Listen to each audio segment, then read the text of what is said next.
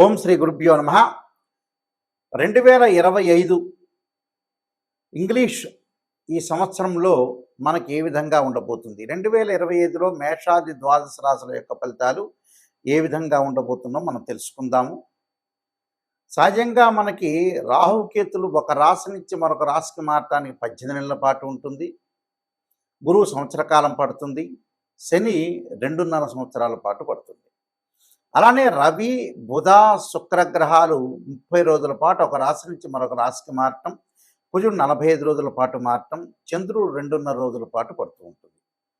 మరి ఈ 2025లో అతి పెద్ద గ్రహాలను మనం అంచనా వేసుకునేటట్లయితే, అంటే మిగతా గ్రహాలన్నీ కూడా కొంత మార్పులు జరుగుతూ ఉంటుంటాయి.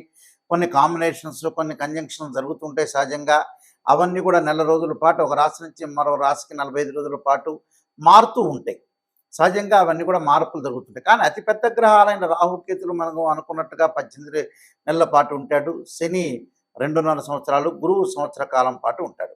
మార్చి 29వ తారీఖు 2025 రాత్రి 9:44 పూర్వభద్ర నక్షత్రం 4వ పాదంలో మీనరాశిలోకి శని యొక్క సంచారం జరుగుతుంది. అలానే మే 14వ తారీఖున 2025 ఉదయం 11:34 మృగశిర నక్షత్రం 3వ పాద ప్రవేశంతో మిథున రాశిలోకి గురువు సంచారం చేస్తాడు. అంటే వృషభ రాశి నుంచి మిథున రాశిలోకి సంచారం జరుగుతుంది. మే 20వ తారీఖు 2025 ఉదయం 6:45 పూర్వభాద్ర నక్షత్రం 3వ పాద కుంభరాశిలోకి ప్రవేశంతో రాహు కుంభరాశిలోకి మీనరాశి నుంచి కుంభరాశిలోకి ప్రవేశం జరుగుతుంది. అలానే మే 20వ తారీఖున ఉదయం 6:45 కేతు ఉత్తరా నక్షత్ర 1వ పాద సింహరాశిలోకి ప్రవేశం జరుగుతుంది. అంటే కన్య నుంచి సింహరాశిలోకి కేతు యొక్క ప్రవేశము, మీనం నుంచి కుంభరాశిలోకి రాహు యొక్క ప్రవేశము, వృషభం నుంచి మిథునంలోకి గురువు యొక్క ప్రవేశము, దానితో పాటు శని భగవానుడు కుంభం నుంచి మీనరాశిలోకి సంచారం చేస్తారు. అంటే అతిపెద్ద గ్రహాలు ఈ 4 గ్రహాలను బట్టి మనకి 2025లో ఏ విధంగా మేషాది ద్వాదశ రాశుల యొక్క ఫలితాలు ఏ విధంగా ఉన్నాయో ఒక్కసారి మనం తెలుసుకుందాం. ఈ 2025లో మకర రాశి వాళ్ళకి 45% బాగుంటుంది. శని యొక్క ప్రభావం అనేది తగ్గింది. మకరం, కుంభం, మీనం అంటే శని మీనరాశిలోకి సంచారం చేస్తాడు మార్చి 29వ తారీఖున.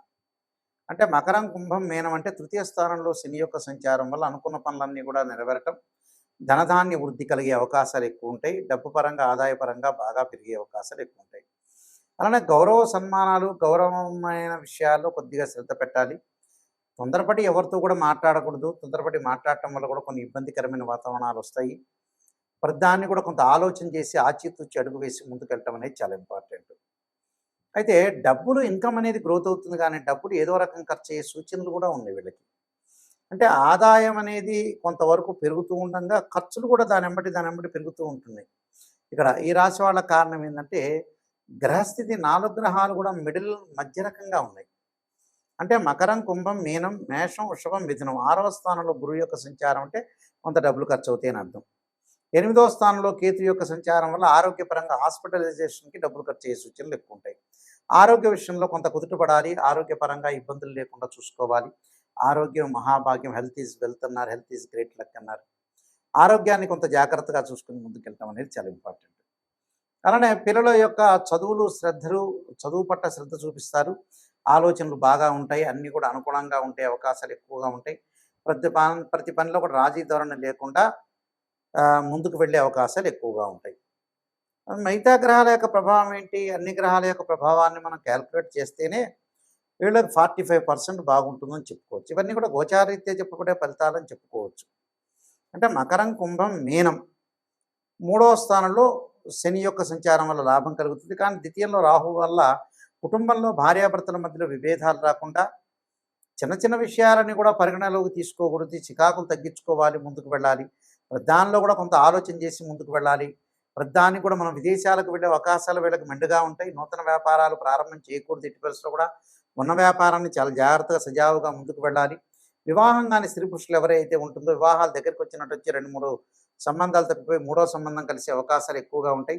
ప్రతి దానిలో కూడా కొంత విజయం సాధించి ముందుకు వెళ్ళే అవకాశాలు ఎక్కువగా ఉంటాయి. అంటే ఎలక్ట్రానిక్ గూడ్స్ కొనుగోలు చేయటం ఒకటి, అలానే ప్రేమించిన యువతీ యువకులు కూడా వివాహాలు చేసుకోవటం ఒకటి, తీర్థయాత్రలు పుణ్యక్షేత్రాలకి కొంత లాభించే అవకాశాలు, పై అధికారుల యొక్క ఒత్తిడి పెరిగే అవకాశాలు ఎక్కువ ఉంటాయి.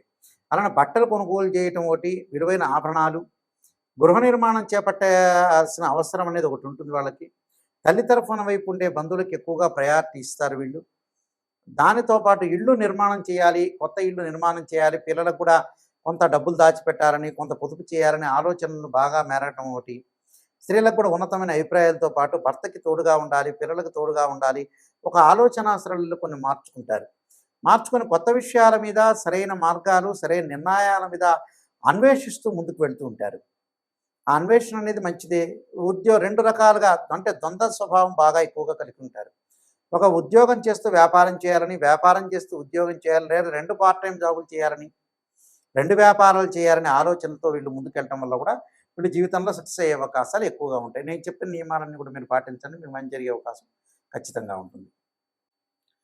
ఈ రాసుల వాళ్ళందరూ కూడా చక్కగా కొన్ని అనుసరించాల్సిన నియమాలన్నీ ఉన్నాయి. ఈ సంవత్సరం అంతా కూడా 2025లో ఈ రాసుల వాళ్ళందరూ కూడా అనుసరించాల్సిన విధానం ఏమిటి, విధి విధానాలని అనుసరిస్తే మన జీవితం అనేది ఎలాంటి మలుపు తిరగబోతుంది అంటే, వృత్తి ఉద్యోగ వ్యాపారం కానీ, వివాహం కానీ, అలానే ఆరోగ్యపరంగా కానీ, ఆర్థిక సమస్యలు కానీ, కోర్టు సమస్యలు కానీ, ఇలాంటివన్నీ కూడా ఇబ్బందులు కలగకుండా ఉండటానికి నేను కొన్ని ప్రత్యేకంగా రెమెడీస్ చెబుతాను. ఆ రెమెడీస్ అనేవి మీరు పాటించండి, మీకు మంచి జరిగే అవకాశం ఖచ్చితంగా ఉంటుంది. 2025లో గణపతి యొక్క ప్రార్థన చేయండి. గణపతి యొక్క ప్రార్థనలా చేయాలి అని అంటే మనకి 2025 సంవత్సరంలో సహజంగా సంకష్టహర చతుర్థి వ్రతాన్ని పాటించండి. సంకష్టహర చతుర్థి వ్రతాన్ని ప్రతి నెలలో చేసుకోవటం కానీ, లేకపోతే నెలకి ఒక నెలలో చేస్తే నెక్స్ట్ మంత్ ఆపేసుకొని ఆ పై మంత్లో కానీ సంకష్టహర చతుర్థి గణపతి యొక్క ప్రార్థన, గణపతిని గకార అష్టోత్తరంతో ప్రార్థన చేయటం చేయండి. అంటే వక్రతుండ మహాకాయ కోటి సూర్య సమప్రభ నిర్విఘ్నం కురుమే దేవా సర్వకార్యేశ్వరుదా అనే మంత్రాన్ని చక్కగా చదువుకోండి. వీలైతే తత్పురుషాయుధ్య వక్రతుండాయ ధీమహే తన్నోదంతి ప్రచోదయాత్ అనే మంత్రాన్ని చదవటం ఒకటి. గణపతి యొక్క ఆలయాలను దర్శనం చేయండి. అది ఎప్పుడు సంకష్టహర చతుర్థి రోజున కానీ, బుధవారం కానీ, హస్త నక్షత్రం కానీ. అంటే మన జీవితంలో ఉండే విజ్ఞానాన్ని కూడా తొలగిపోతుంటాయి. ధనం కలిసి రావాలంటే, ధనపరంగా ఇబ్బందులు మీకు కలుగుతున్నాయి అంటే, ఓం యక్షాయ కుబేరాయ శరణాయ ధనధాన్యాధిపతే ధనం ధాన్య సమృద్ధిమే దేహిమే దాపై స్వాహ అనే మంత్రాన్ని చక్కగా గురువారం రోజున ప్రాతకాలం చదవండి. వీలైతే ఇది నేను చదవలేని గురువు గారు అని చెప్పిన వ్యక్తులకి దేవానాంచ ఋషీనాంచ గురుకాంచన సన్నిభం బుద్ధిమతం త్రిలోకేశం తమ నమామి బృహస్పతిమని ప్రదోషకాల సమయంలో 2025లో ప్రతి గురువారం రోజున సాయంత్రం పూట చదవండి. వీలున్న గురువారాలు ఎక్కువ శాతం చదవటం అనేది నేర్చుకోండి. దానివల్ల ఏదంటే ధనం కలిసి వచ్చే అవకాశాలు ఎక్కువ ఉంటాయి. రుణ బాధలు ఉన్న వాళ్ళు 2025లో ఖచ్చితంగా ఒక 1/2 కేజీ బెల్లం బుధవారం రోజున కానీ, సోమవారం కానీ దానం చేయండి.